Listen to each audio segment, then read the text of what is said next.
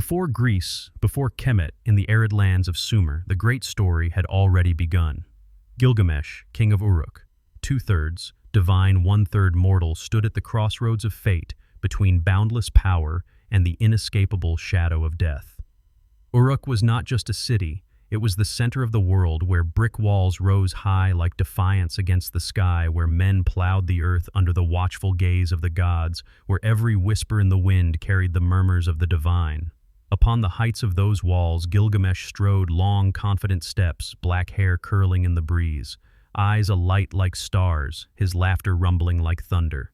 He was the son of the goddess Ramat Ninsin and the mortal king Lugal Banda, a being woven of heaven and earth, unmatched in strength, swift as the storm, wise as Enki himself. But because of this, he was alone. No one stood equal. No one dared say no. No one could rival him. In the shadows, the people of Uruk sighed and wept softly.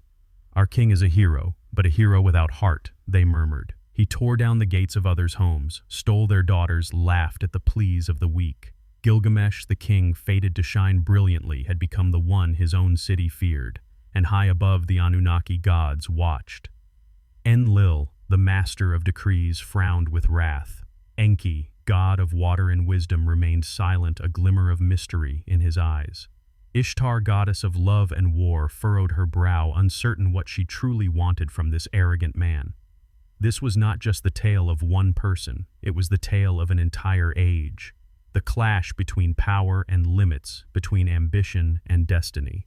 Gilgamesh did not yet know that his days of glory were about to be tested. On the distant horizon, where the wind swept across the grasslands, another figure was approaching, a being created to restore balance. A confrontation, a friendship, a tragedy, all awaited.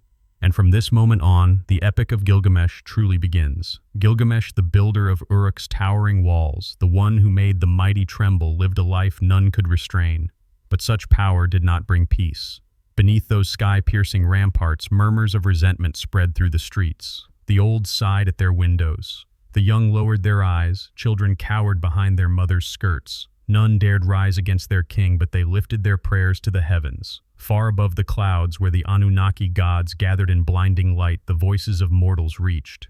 Enlil, the supreme lord of command, slammed his hand upon his throne, his voice booming like thunder. "Gilgamesh has become too arrogant. He tears down the boundary between God and man. He must be stopped." Enki, the god of wisdom, remained silent, though his eyes sparkled with a knowing glint, as if he had foreseen what was coming. Ishtar, goddess of love and war, smirked faintly, wondering who could ever tame the blazing heart of Gilgamesh. And so Enlil gave his order. They summoned Uruk, goddess of creation, mother of clay, and life, she who had first shaped the form of mankind.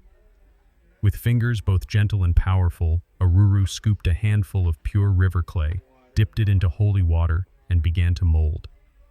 From this, Enkidu was born. Enkidu, the wild one. Not born of cities, knowing no walls, no swords, no power. He lived among the beasts, running with gazelles, wrestling lions, bathing in streams. His hair grew long and tangled, his body covered in pelts. His wild eyes feared neither sky nor earth. With each step the ground trembled. With each roar the creatures bowed in awe. But Enkidu did not know he was not created merely to roam free. He had been shaped to face Gilgamesh, to become the barrier against the one even the gods could no longer restrain. On long nights across the grasslands under the moonlight glinting on his shaggy form, Enkidu listened to the wind. Something stirred in his blood, a strange calling, a pull he did not understand. He had never set foot in a city, never known the scent of hearth smoke or the sound of human laughter. Yet the divine and the wild within him began to stir to ache. In Uruk, Gilgamesh reveled in endless pleasures, breaking into homes, claiming new brides for himself. He believed himself invincible, that no one in the world could ever challenge him.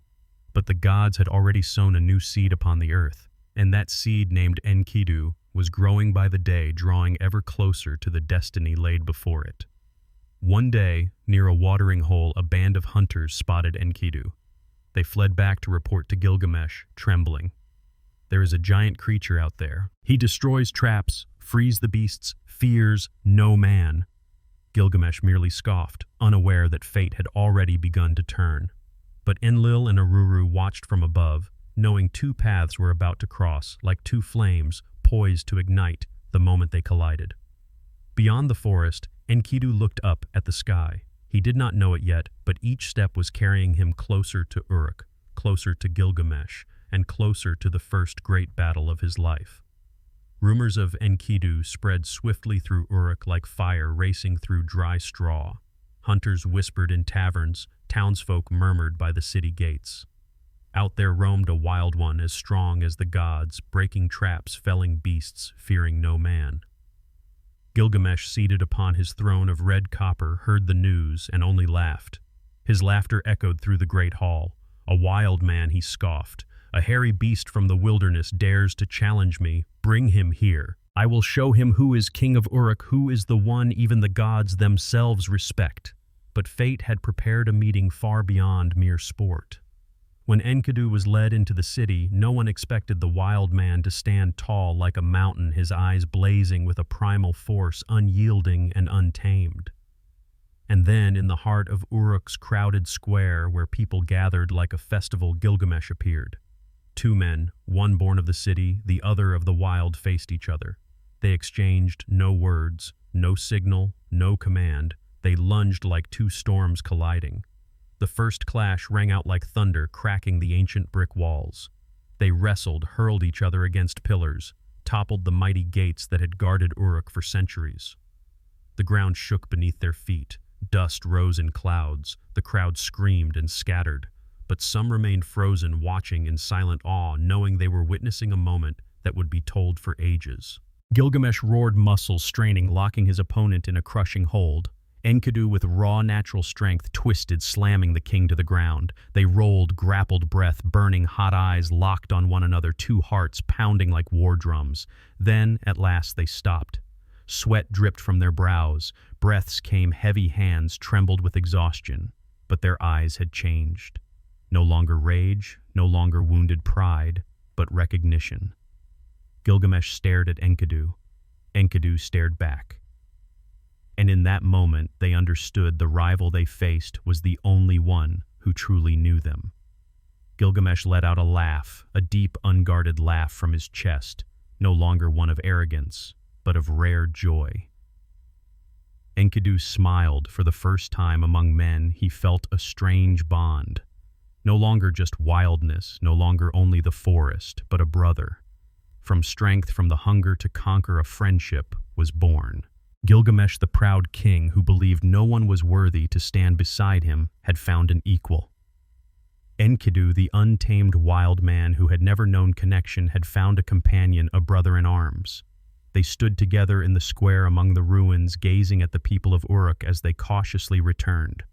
Together they raised their arms, two warriors emerging from trial. And in the eyes of the people there was no longer fear, but reverence. From that day on, Gilgamesh and Enkidu became sworn brothers, sharing every adventure, every battle, every yearning to touch the eternal. But far beyond, in the lofty heavens, the Anunnaki gods still watched. They knew, when these two forces joined, the fate of humanity would turn a new page, a page of blood, of fire, and of questions that no one could answer. Gilgamesh, after days basking in the thrill of newfound strength and brotherhood, began to feel another fire smoldering within the hunger for fame. The cheers in Uruk, the admiring eyes of the people, they were no longer enough. He wanted more, not just to be the strongest king, but to leave a mark eternal, to carve his name into the flow of legend. Standing atop Uruk's mighty walls, Gilgamesh gazed northward. Far in the distance, where the misty mountains loomed, lay the cedar forest, the sacred wood no mortal dared approach. There Humbaba stood guard, the monstrous sentinel of Enlil, a name that carried whispers of fear even in silence. Gilgamesh clenched his sword, his eyes burning with the light of one who does not know how to retreat. Enkidu, he said, his voice firm. You were once wild, you roamed among beasts, but you've never seen anything like the cedar forest. I want to go there. I want to fell the sacred trees. I want to kill Humbaba. I want humanity to know the name Gilgamesh, not just as king of Uruk, but as a ruler who defied fate itself. Enkidu frowned.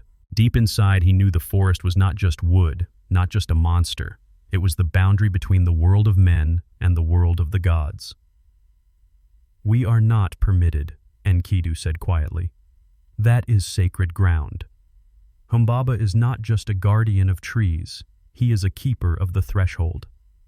Those who enter awaken the wrath of Enlil. But Gilgamesh only laughed. I fear no Enlil. I fear no god. They may rule the heavens, but on this earth I am king. His stubbornness, his ambition, his hunger to cross the line stirred something inside Enkidu. Despite his fears, he was drawn by the blaze inside his friend, pulled along by something larger than reason, the hunger to conquer together. And so the two set out from Uruk. On their journey they carried food weapons and a mad dream. The people gathered to send them off cheering but trembling. Everyone knew no one had ever returned from the cedar forest. But Gilgamesh and Enkidu were not everyone. They were two lives tied by fate, two flames burning toward the same horizon. Along the way, they faced hardship, scorched plains, fierce beasts, the biting chill of night winds. But they did not stop. Gilgamesh spoke to Enkidu of his dreams, dreams of stars falling to earth of the sky, opening of the gods whispering his name. Enkidu stayed silent, only listening. In his heart rose a nameless worry. He knew that beyond this adventure waited not just glory but a test from the divine, but he could not leave Gilgamesh. Strangely, friendship had become a knot that could not be untied, binding their two fates into one. At last they reached the edge of the cedar forest. Towering trunks loomed above dense canopies, blotting out the sky. The air grew heavy as if laden with millennia-old curses. Gilgamesh gripped his weapon, his heart pounding not from fear, but from excitement. Enkidu placed a hand on his shoulder, his gaze solemn. You know, Enkidu said, from here there is no turning back. Gilgamesh simply smiled, eyes blazing. We were not born to turn back. And so they stepped forward. Two men, one with divine blood, one with wild strength, together entered a forbidden land facing what even the gods feared to disturb. Behind them, Uruk faded into the distance. Before them, destiny opened a new chapter, a chapter of trials of blood and of a question still unanswered. Can mortals cross the boundaries the gods have drawn? The cedar forest stretched before Gilgamesh and Enkidu like a vast dark green sea rippling under a gloomy sky. Towering trees stood like ancient sentinels, their trunks weeping thick resin, the wounds of countless centuries. The sharp scent of sap filled their lungs, wrapping each breath, making them feel they had crossed into another world, a world not meant for mortals. Gilgamesh tightened his grip on his weapon, eyes sweeping the shadows, his breath growing heavy. Enkidu crouched, touching the moss-covered earth, feeling the pulse of something ancient. He whispered, Humbaba knows we are here. They did not have to wait long. The ground trembled, the forest's very breath seemed to shift. Humbaba emerged, a monstrous form, vast and terrible, his skin layered with bark-like armor, his eyes burning with Enlil's fire, his voice cracking the air like thunder. Who dares trespass in my forest? Gilgamesh did not flinch. I am Gilgamesh, king of Uruk. I have come to carve my name into legend. Enkidu gripped his friend's shoulder, trying to hold him back. Do not underestimate him. Humbaba is no mere beast, he carries Enlil's curse, but it was already too late. Humbaba lunged, roaring the earth, splitting beneath his feet. Gilgamesh swung his sword. Enkidu leapt onto the beast's back, clinging to its iron-like bristles. The battle erupted. The cedar forest shook, trees, quivering leaves falling like rain. Gilgamesh struck blow after blow, but the bark-armored hide deflected his blade. Enkidu, who had lived among beasts, twisted and clawed. But Humbaba was not mere muscle. He wielded ancient magic, his roars shaking the mountains, his gaze chilling the heart. In the moment when all seemed lost, Gilgamesh lifted his face to the sky, calling upon Shamash, the sun god. Far-off light pierced the dark clouds. The wind howled, whipping dust and leaves into a blinding storm. Humbaba staggered, his eyes flashing white under the searing light. Gilgamesh seized the opening. He roared, leapt, and with all his might drove his sword down. The blade whistled through the air, slicing through Humbaba's massive neck. The final roar shook the heavens, reverberating through the forest. Humbaba collapsed, his enormous body writhing, his blood mingling with the tree sap, staining the earth black. Enkidu stepped back, chest heaving, eyes wide. He knew this was not just a victory. This was blasphemy. Humbaba was not merely a monster. He was the guardian of a sacred boundary, the symbol of divine power. High above the gods looked down. Enlil, god of decrees and authority, frowned in anger. Ishtar, goddess of love and war, narrowed her eyes in calculation. Shamash, who had aided Gilgamesh, quietly withdrew, knowing the scales had tipped. Gilgamesh, blood-smeared and breathless, felt no fear. He laughed loudly, turning to Enkidu. "We did it. We will bring back the sacred cedar, and Uruk will know. There is nothing, no one that can stop Gilgamesh." But Enkidu did not laugh. A dark premonition coiled in his chest. He knew that what they had done would not be forgotten, and it would not be forgiven. As they began cutting down the first cedar trees, a cold wind swept through the forest, carrying faint, haunting whispers. Were they the cries of the wounded woods or the mocking laughter of the gods? Gilgamesh did not hear or chose not to. But Enkidu, who had been born of the earth, heard them clearly. He turned, looking back at Humbaba's body, its lifeless eyes still half open, its mouth parted as if to speak one final word. But that word would never leave, becoming only an echo tangled in every branch, every drop of sap, every breath of wind. Gilgamesh and Enkidu, two who knew no retreat, began their journey back to Uruk. But with each step they inscribed a new line into the chronicle the gods themselves were writing, a chapter of guilt, of ambition, surpassing all limits, and of the price that humankind would soon be forced to pay. Uruk roared with celebration as Gilgamesh and Enkidu returned. Towering stacks of cedar wood lined the square's drums, thundered cheers echoed against the great walls. Gilgamesh stood proudly atop the ramparts, his hand raised high with the spoils of conquest. Beneath him, the people tossed flowers, singing songs of his glorious victory. But above the eyes of Ishtar, goddess of love and war, watched every movement, every smile, every breath of the hero. Ishtar, radiant and fierce, approached Gilgamesh. In her hands, she bore precious gifts, a necklace of celestial stone, a goblet of divine wine, and a promise of immortality and power. Her voice was honeyed seductive. "Gilgamesh, become my husband. I will lift you to the clouds. You shall sit upon the throne of the gods. You will not only rule Uruk, you will rule the heavens." But Gilgamesh, proud and defiant, laughed aloud. "You, goddess Ishtar, you have betrayed every man who ever loved you, turned their love into ruin. You bring not love, but disaster." He recited her past. Her first lover turned into a wolf, the second into a bird, the third into a horse, the fourth into a lion bound in chains. Each word was a dagger thrust into the pride of the goddess. Ishtar's face paled, her eyes flaring with rage. She ascended to the heavens, storming into the god's court, wailing to her father, Anu, "Give me the bull of heaven. If you do not, I will shatter the gates of the underworld and release the dead to walk among the living." Reluctantly, Anu handed her the lead rope of the bull of heaven. From the celestial realm, Ishtar unleashed the colossal beast upon Uruk. With eyes blazing red and iron hooves, the bull trampled fields, slaughtered hundreds with a flick of its massive tail. The ground cracked deep fissures, opening to swallow the people. Gilgamesh felt no fear. He and Enkidu charged into the final battle with the divine beast. Enkidu seized its horns, holding fast, while Gilgamesh drove his sword deep into its neck. Blood sprayed, the bull's death cry thundered through the city. At last the beast collapsed, its immense body crashing down in the heart of Uruk. Ishtar, standing atop the city walls, shrieked in fury. Enkidu looked up, tore off the bull's hind leg, and hurled it into her face. Gilgamesh roared with laughter, and all of Uruk laughed with him. But that laughter did not stop at the city's edge. It echoed all the way to the council of the gods. High above, where the Anunnaki gathered, Enlil, Anu, Shamash, and the others sat in a solemn circle. Ishtar burned with anger, demanding vengeance. Enlil, grave and resolute, struck his scepter upon the ground. He declared, "One of the two must die. They have slain the guardian of the forest. They have insulted the gods. They have enraged Ishtar. A price must be paid to restore balance." All eyes turned and fell upon Enkidu.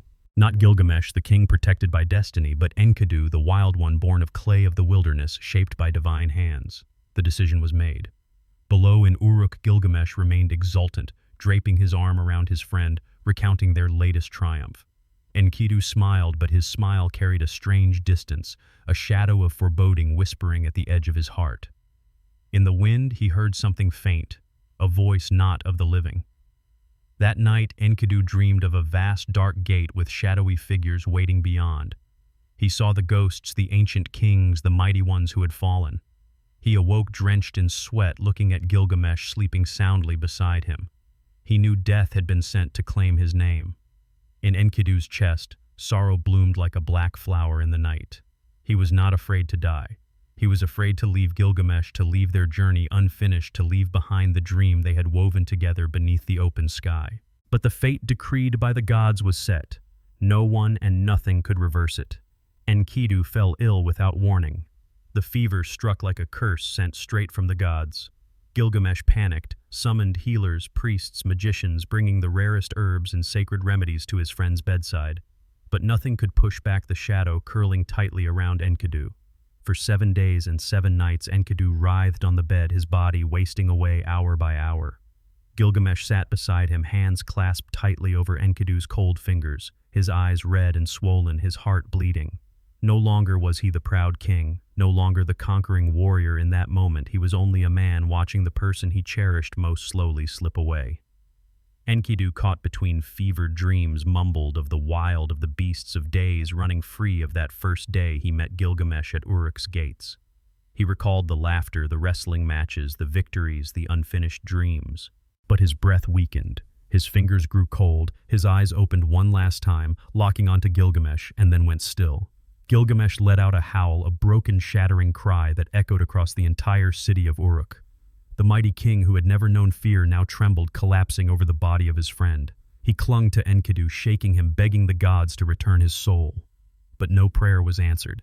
Outside the gates, the people of Uruk, once so eager to sing of triumph, now stood in silent crowds, not daring to speak.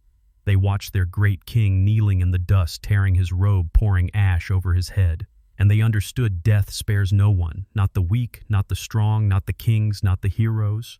Gilgamesh began to spiral into madness. He looked at Enkidu's lifeless body, at the pale skin, and then at his own hands. A terrible realization seized him. If Enkidu's strong fear shaped by the gods could die, then he, Gilgamesh, would one day fall too. For the first time, Gilgamesh understood that death was not just the fate of others. It was the inevitable end awaiting all, whether king, god, or hero. No one could escape the turning wheel of destiny. The loss ignited a fire within him, a blaze of grief and terror. He began to ask, if life only leads to death, if even glory is eventually buried in dust, then what is the meaning of all struggle? He lifted his gaze to the heavens, roaring, "You have taken my friend, you have stolen his soul, and you leave me with this unanswered question. How can mortals escape death?" Uruk could no longer hold Gilgamesh. He stepped beyond the gates, leaving behind his throne, his people, his crown, everything that had once defined him. He carried only one goal: to seek the secret of immortality. Gilgamesh wandered across the lands of Mesopotamia, crossing cracked plains, burning deserts, towering mountains. He questioned wise men, magicians, even madmen along the roadsides. But all bowed their heads, all turned away, none had an answer. At last a name stirred in Gilgamesh's memory: Utnapishtim, the one who survived the great flood, the man granted immortality by the gods. If anyone knew the secret of death, it was Utnapishtim. Gilgamesh clenched his fists, his eyes burning with resolve. He knew the road ahead would be harsh, but he had already lost. Enkidu had already watched death claim his dearest companion. Now, he could not turn back. The quest for immortality had begun, and Gilgamesh, 2/3 divine, 1/3 mortal, would not stop until he found the answer. Gilgamesh left behind the kingdom of Uruk, left behind the throne, the glory, the songs of victory, carrying only the one fear he had never imagined: he would face death. His feet pressed into the cracked earth, his eyes fixed on the horizon, the place where whispers spoke of the immortal. The path led him to Mount Mashu, where twin peaks clasped the edge of the sky, where the sun rose each morning and set each night. At the mountain's gate stood 2 scorpion beings, half human, half scorpion, their burning gaze piercing through the soul. They looked at Gilgamesh, their eyes blazing. "Who are you, mortal, who dares step onto the path of the sun?" Gilgamesh did not bow. His voice, heavy with desperation, answered, "I am Gilgamesh, king of Uruk, 2/3 god, 1/3 man."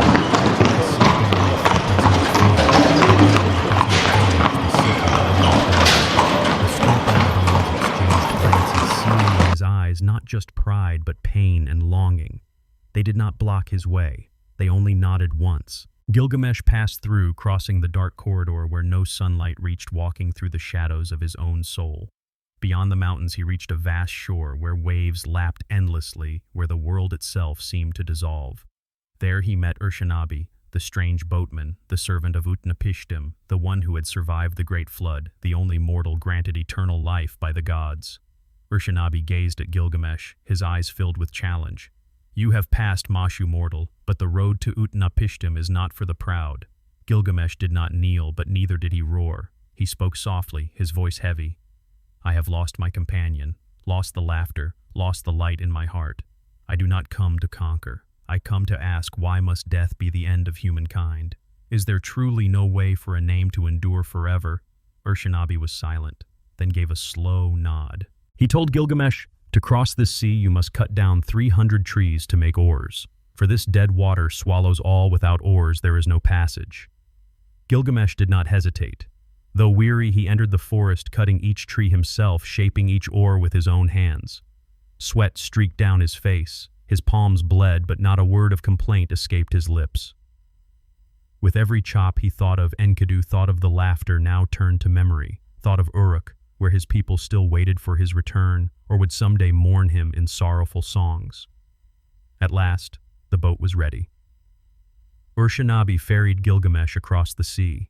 The boat skimmed the silver-gray surface, slipping into a place without shores, without time, where all things blurred.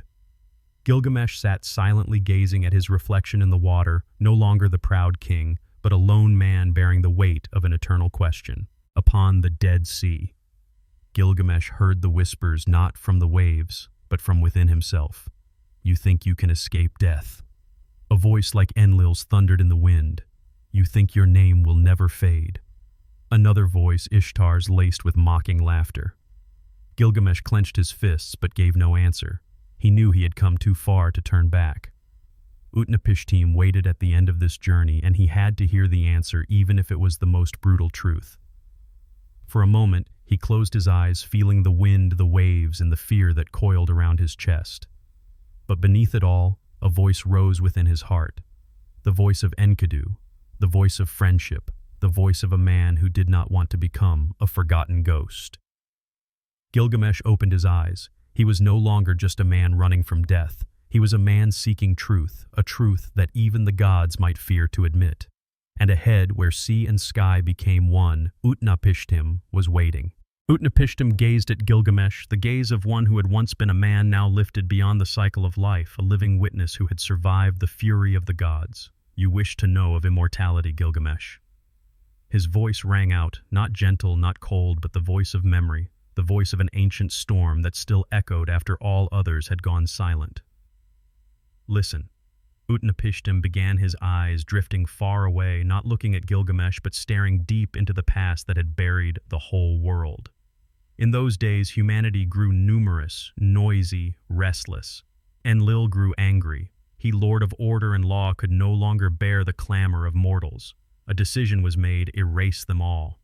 Gilgamesh held his breath, each inhale stretched tight. This was no longer myth, no longer fragmented tale. This was the last survivor speaking truth. Enki, the god of wisdom. Utnapishtim continued, could not bear to watch life be swallowed. In secret, he whispered to me in a dream. A boat was built not to save all humankind, but only one family, a pair of every living thing, the seed of every life. Gilgamesh clenched his fists, drawing in a sharp breath. What he was hearing was not just a story, it was proof of injustice, of decisions far beyond the reach of mortals. The great flood came. Utnapishtim said, his voice steady like a prayer recited countless times. The heavens broke open, the seas rose, the land vanished under the waves. When all fell silent, only the boat drifted adrift on endless water. When I opened the hatch, I saw the world was no more. The gods, their hearts softening, granted me and my wife immortality. But it was not a gift to mankind. It was isolation. It was loneliness. Gilgamesh's voice trembled. But that secret, can I share it? Can I bring it back to my people? I do not want to die. Utnapishtim looked at him, eyes heavy with sorrow. You do not understand, Gilgamesh. Immortality is not release. It is a prison within eternity. It is watching all pass by, dissolve, never return. But Gilgamesh shook his head. I am not afraid. I only fear my name fading. I only fear that the meaning of my life will vanish." Utnapishtim sighed. "If so, I will tell you one thing. At the bottom of the sea there grows a plant, the plant of rejuvenation. It will not grant you immortality, but whoever possesses it will be made young again. Bring it back to Uruk, and you will hold what no other has held." Gilgamesh's eyes lit up. He turned to Urshanabi, the boatman, and without a word they set out. The boat slid across the silver water, and Gilgamesh looked down at his reflection, no longer the mighty king, but a man seeking salvation from his own fear. In his heart the image of Enkidu rose, the laughter, the breath, the voice calling his name. But now Gilgamesh did not turn back. He had to move forward. He had to find the sacred plant. He had to do what no one had ever done. Behind him, Utnapishtim simply stood, whispering softly. He does not yet understand. He does not yet see that victory is not found in youth, nor in the length of years, but in the mark he leaves upon this world. But Gilgamesh in that moment knew only one thing he could not stop, because across the sea the sacred plant was waiting. And for Gilgamesh, that hope alone was enough to tear through every doubt, every warning, and drive him onward until he reached the final answer. Utnapishtim looked down at Gilgamesh, the once mighty king who had shattered Uruk's gates, slain the monstrous Humbaba, and killed the bull of heaven, now reduced to a man carrying the simplest, most ancient human fear, the fear of death. "You want the secret of immortality." Gilgamesh. Utnapishtim's voice rose, not cold, not mocking, but like a question asked 1,000 years ago, one whose answer has never changed. Gilgamesh nodded, his eyes blazing, his will burning like fire. "I will do anything." Utnapishtim gave a slight nod, then spoke. "If you can stay awake for 6 days and 7 nights, I will reveal it to you." Without hesitation, Gilgamesh sat down at the edge of the sea, his eyes fixed on the horizon. But he did not realize his body was already spent. The journey across Mount Mashu, the passage over the waters, the pain of losing Enkidu, the hunger to surpass mortal fate, it had drained him to the core. Gilgamesh's eyelids grew heavier. He clenched his teeth, tightened his fists, muttering to himself that he would endure. But in a single unguarded moment, sleep crept in like a gentle serpent, winding softly around him, pulling him into the irresistible darkness. Utnapishtim watched, not angry, only sighing. His wife, an old and kind woman, whispered, "The boy is so tired." Day after day, she placed a loaf of bread beside Gilgamesh's head, one by one, so that when he awoke, he would know how long he had slept. On the 7th day, Gilgamesh opened his eyes groggy and asked, "How long have I been asleep?" Utnapishtim pointed to the bread. The first was dry and hard, the last still warm. Gilgamesh bowed his head, his hands trembling as they covered his face, his heart heavy with a crushing sense of failure. Utnapishtim stepped forward, placing a hand on Gilgamesh's shoulder, speaking softly but firmly. "It is not because you are weak, not because you lack will. It is because you are human, Gilgamesh. You cannot fight your own nature. No one, no matter how strong, can defeat sleep, death, or the limits of mortality." Tears filled Gilgamesh's eyes, and for the first time in his life he felt the deepest helplessness. Then, "Is there no hope?" he whispered. Utnapishtim smiled gently, his eyes warm with quiet wisdom. "There is another gift. At the bottom of the sea there grows a plant, the plant of rejuvenation. It will not make you immortal, but it will make you young again, strong again. Bring it back to Uruk. Let your people share in its blessings. And remember, this true strength is not found in escaping death, but in leaving a mark upon this world." Gilgamesh rose his shoulders, still heavy, but his gaze transformed. He bowed deeply to Utnapishtim, then turned to Urshanabi, the patient boatman who had waited silently. Together, they set out rowing once more into the deep sea, seeking the plant of rejuvenation. As the boat sliced through the waves, Gilgamesh gazed into the water, seeing his reflection, no longer the face of an ambitious king, but the face of a man who had come to understand his own limits. He whispered softly, "I do not need to live forever. I only need to leave my name in the hearts of my people, in the walls of Uruk, in the songs that tell of my friendship with Enkidu." And so Gilgamesh set out once again, carrying a new faith, that immortality is not the same as endless life. It is the enduring trace that no time, no death can erase. Utnapishtim, though gifted immortality by the gods, felt a quiet sorrow as he looked at Gilgamesh, this man who had journeyed so far, who had crossed mountains and seas, all to seek the one thing that gods and mortals alike have always yearned for, a way out of death. He saw the exhaustion in Gilgamesh's eyes, yet saw too the flames still burning. And so Utnapishtim said, "Beneath the sea lies a plant. It cannot grant you eternal life, but if you bring it up, it will restore your youth, renew your lost strength. Take it back to Uruk and let your people share in its blessing." Gilgamesh wasted no time. Though his body was worn, he cast off his armor, boarded the boat with Uruk, and they rowed out to the deep waters Utnapishtim had shown. On the still surface of the sea, only the sound of the oars striking echoed. Gilgamesh drew a deep breath, then plunged into the cold embrace of the waves. Below, in the shadowed depths, he saw it a strange bush glowing faintly like a pale jewel. His calloused fingers trembled as they reached out not from fear but from hope. When he surfaced, Gilgamesh threw back his head and laughed, a great fierce joy bursting from within, a joy he had not felt in what seemed like lifetimes. On the boat, Uruk watched silently, rowing them back toward shore. Gilgamesh clutched the plant to his chest, his mind filled with visions of Uruk, the towering stone walls, the bustling streets, the children laughing. He would not keep the plant for himself. He would share it, make Uruk a city that would never wither. But no matter how mighty, no matter how determined a man is, still only human. When they stopped to rest beside a cool well, Gilgamesh laid the precious plant by his side, closed his eyes for a moment. And in that brief sleep, a snake slithered near, quiet as shadow.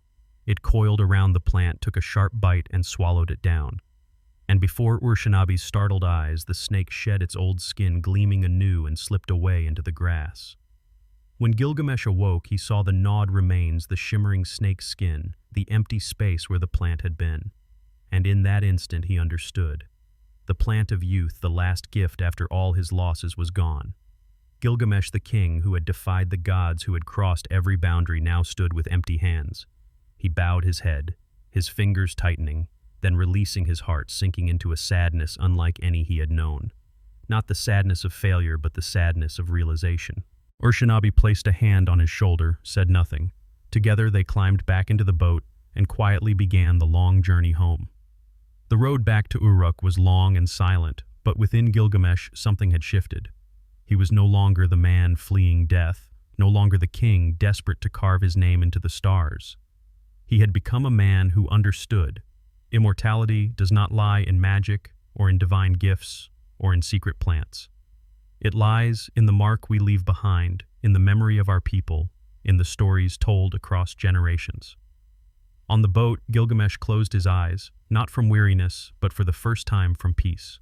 A faint smile touched his lips, the smile of a man who had learned that true victory is not in possession, but in understanding and acceptance. Uruk rode in silence, asking no questions, speaking no words, for he knew, though Gilgamesh would return without the gift of immortality, he was bringing home something far more precious. Gilgamesh returned to Uruk carrying no plant of eternal life, no magic, no divine gift. He returned only with himself, weary, drained and transformed.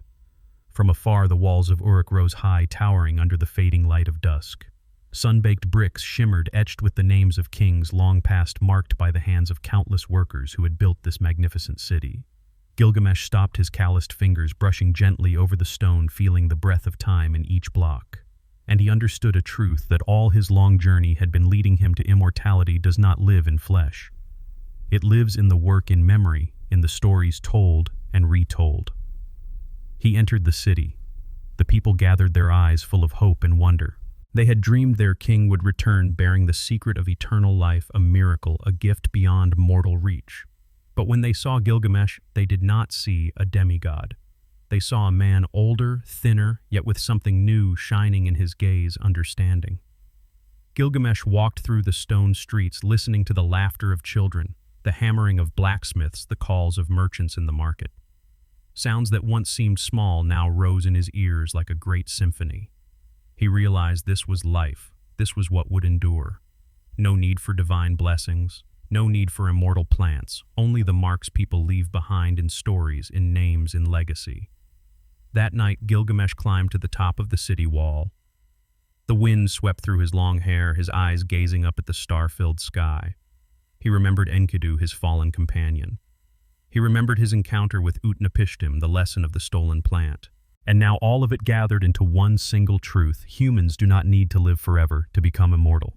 They only need to leave behind a story, a name, a memory. High above the gods watched in silence. Enlil frowned. Ishtar stood still, and Enki smiled softly. They knew Gilgamesh had found the answer that not even the gods could grant. And as Uruk slept beneath the starry sky, the story of Gilgamesh began to echo through generations, through songs, through the words of every storyteller. No one remembered how strong his arms had been. No one remembered how sharp his sword once was. But all remembered who he was, what he had learned, and what he left behind. Gilgamesh, king of Uruk, the man who sought immortality, had at last become immortal not by living forever, but by touching the heart of humanity. Legend says that not long after his return to Uruk, Gilgamesh embarked on yet another journey. This time not to seek immortality, but to confront all that had been lost. The divine treasures he once carried, the marks he had gathered across his journey one day, slipped into the underworld, the land of shadows, where no light reaches, where no living soul is allowed to go. Gilgamesh was stricken with grief. He did not fear descending into the realm of the dead to retrieve them, but the gods forbade it. No one who goes there returns. Then one night in a dream, Enkidu appeared, the brother who had fallen, the one who had stood by him to slay Humbaba, to kill the bull of heaven, the one who had died in his arms. Enkidu was no longer a warrior, but a spirit, a distant echo. Enkidu spoke in the underworld, "There are harsh laws. The dead cannot touch the living. Those with no name, no bread to eat, no wine to drink, are left in dust and hunger. But those remembered by the living, whose names are still spoken on mortal lips, are given sweet cakes, are seated at the table of souls." Gilgamesh stood still, struck to the heart. What Enkidu described was not just the world beyond, it was a mirror reflecting the true weight of memory, of reputation, of legacy. He looked at himself, at the city of Uruk, at its towering walls, its inscriptions, its stories that would be told again and again. He understood no treasure mattered more than being remembered. No prize was greater than a story carried forward through time. And there in the dark, amid a silent conversation, Gilgamesh touched the truth he had spent his entire life searching for. Not eternal life, but a life living on in the minds of others. And Enkidu, though only a shadow, only a voice, had become the messenger of that lesson. When Gilgamesh awoke, no treasure had returned, no miracle had occurred.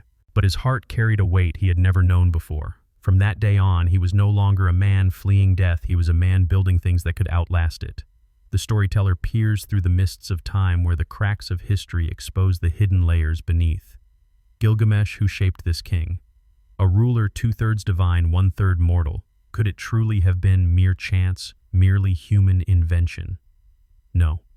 Behind it, behind every thread of fate, every pulse of the cosmos, stood the hands of ancient beings, the Anunnaki. Anunnaki, a name that echoes from clay tablets, from cuneiform lines, from prayers swept away by desert winds. Who were they? The gods from Nibiru, those who set the laws, who lives, who dies, who is gifted wisdom, who is cast into darkness. Enki, god of water of wisdom, was the one who once whispered the secret to Utnapishtim before the great flood. Enlil, the god of supreme authority, was the one who would not tolerate human arrogance, the one who ordered all to be wiped clean. The storyteller mentions Inanna, goddess of love and war, a figure both enchanting and destructive. She, along with the other gods, sat in the Anunnaki council, arguing, debating, deciding the fate of humanity below. It was they, not mortals, who built the stage for every tragedy, for every triumph. They were the directors, the scriptwriters, the ones holding every string. Gilgamesh, throughout his life, fought against death, fought against the rules. But in truth, he was only a pawn, a piece in the vast mosaic that the Anunnaki had crafted long ago. Every time he defeated a monster, rejected a goddess, sought immortality, he was unknowingly brushing up against the boundaries they had set. The storyteller steps back, eyes veiled in mist. Today, humanity gathers only the scattered fragments, the myths, the disconnected mysteries. They no longer remember the shape of the Anunnaki, no longer hear the whisper of Enki, no longer feel the breath of Enlil on the stormy winds. But somewhere in dreams, in old tales, in the crumbling walls of Uruk, the footprints of the Anunnaki remain silent but undying. And within the story of Gilgamesh itself, there echoes a message: fame, wisdom, life. These are not things mortals win by their own hand alone. They are rewards or tests given or taken by entities beyond human imagining. Entities whose names, even after millennia, humankind cannot stop whispering Anunnaki.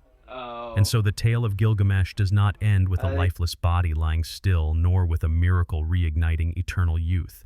It ends with something simple, yet the most powerful force of all remembrance. In Uruk, the city with sun-baked walls towering toward the sky, there once ruled a king.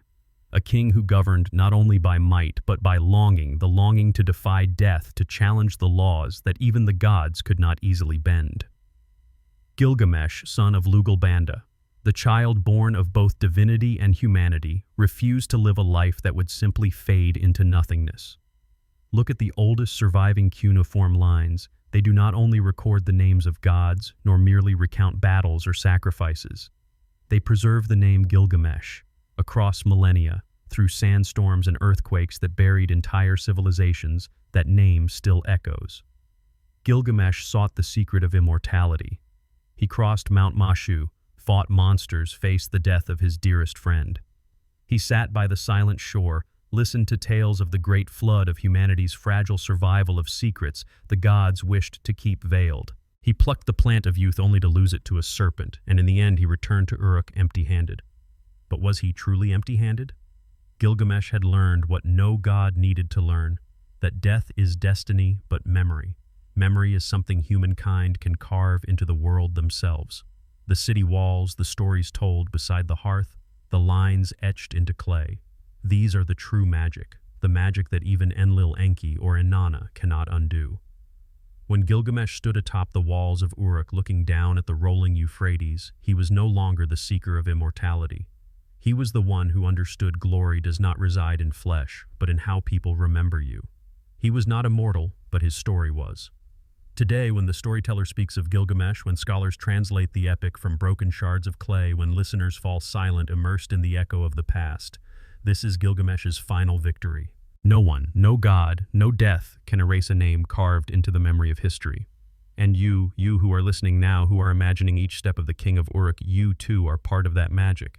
Because as long as there are those who speak the name Gilgamesh, this story has never truly ended.